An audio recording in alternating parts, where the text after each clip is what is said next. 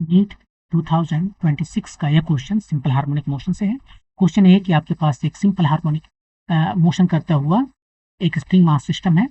यहाँ पर आपको जो दिख रहा है कि एक स्प्रिंग है और मास सिस्टम है जो अपना इक्विलिब्रियम पोजीशन में रखा हुआ है, और उसके बाद में इसे थोड़ा सा डिस्प्लेस करने के बाद छोड़ देते हैं और मोशन कर रहा है। ये अपना सिंपल हार्मोनिक मोशन का ऑसिलेशन कर रहा है। मान लीजिए particular time t equal to t पर इसका जो एक्सटेंशन है यानी मीन पोजीशन से जो इसका डिस्प्लेसमेंट है वो x है, और उस वक्त ब्लॉक जो है वो भी स्पीड से चल रहा है। और उसके बाद में बोल रहा है कि यदि कोई इसे प्लॉट करे एक एक्स एक्सिस में पोजीशन और वाई एक्सिस में वेलोसिटी को प्लॉट करे तो ये एक सर्किल बनाता है। हाँ, तो ऐसा सर्किल बनाने के लिए के इसका स्प्रिंग कांस्टेंट और मास ऑफ ब्लॉक के बीच में क्या रिलेशन है, के इसका टू 1/m, के इसका 2m, और जो भी ऐसा ऑप्शन है वो दिया हुआ है। तो देखिए ये सिंपल हार्मोनिक मोशन कर रहा है, और सिंपल हार्मोनिक मोशन में हम जानते हैं कि वेलोसिटी और पोजीशन के बीच में क्या रिलेशन है।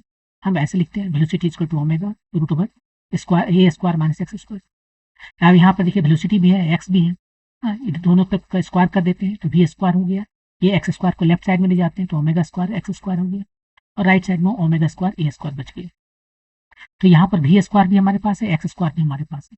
सर्किल यदि जो बनता है उस सर्किल में क्या होता है, सर्किल का इक्वेशन होता है x square plus y square इसका टू ए स्क्वायर, यानी एक्स स्क्वायर का कोफिशिएंट और वाई स्क्वायर का कोफिशिएंट सेम होना चाहिए ताकि वो ए के साथ में चला जाए, और ये रेडियस है। तो यहाँ पर इसको देखिए, इसका कोफिशिएंट वी स्क्वायर का और एक्स स्क्वायर का कोफिशिएंट सेम होना चाहिए। वी स्क्वायर का कोफिशिएंट 1 है तो ओमेगा एक्स स्क्वायर का कोफिशिएंट जो कि ओमेगा स्क्वायर है उसे भी 1 होना चाहिए। और ओमेगा कितना होता है कि स्प्रिंग मास सिस्टम में ओमेगा होता है स्क्वायर रूट ओवर के बाई एम।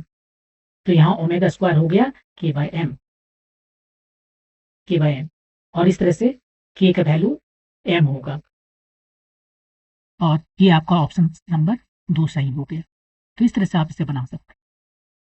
यदि आप चाहो तो एक दूसरे मेथड से भी बना सकते हो। यहाँ पे एनर्जी कंजर्व्ड है स्प्रिंग मास सिस्टम में, और किसी पर्टिकुलर टाइम में एनर्जी को क्या लिखेंगे, उसका पोटेंशियल एनर्जी जो कि हाफ के एक्स स्क्वायर है, और काइनेटिक एनर्जी जो हाफ एम वी स्क्वायर है। यहाँ भी एक्स स्क्वायर और एम स्क्वायर नजर आ रहा है। आप इसको ऐसे लिख सकते हो, ई को इधर ले जाते हैं तो 1 equal to x square by ये 2e, के को हम नीचे ले गए, वैसे ही यहाँ पर भी लिख सकते हैं। और सर्किल में हमने तो देखा कि एक्स स्क्वायर और वाई स्क्वायर का कोफिशिएंट सेम होता है, ये 2e ई बाय के और 2e बाय एम ये दोनों को सेम होना पड़ेगा, और यदि दोनों सेम हुआ तो केस का 2m हो गया। तो ये दो तरीके से आप बना सकते हो, और इस केस में के का वैल्यू m आएगा।